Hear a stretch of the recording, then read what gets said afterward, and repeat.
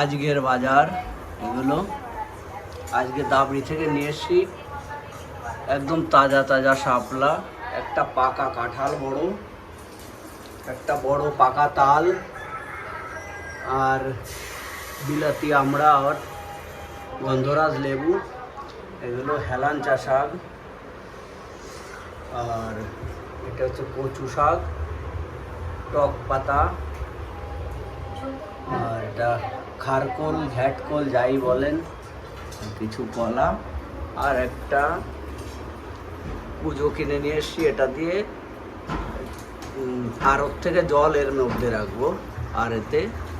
Copper ডেলে রাখবো, আর কিছু দিয়ে রাখবো চান্দির কয়েন, আর সে কপারের কয়েন, তাতে অ্যালকালাইন ওয়াটার হয় যাতে। এই জিনিসগুলো আজকে কিনে নিয়ে এসছি।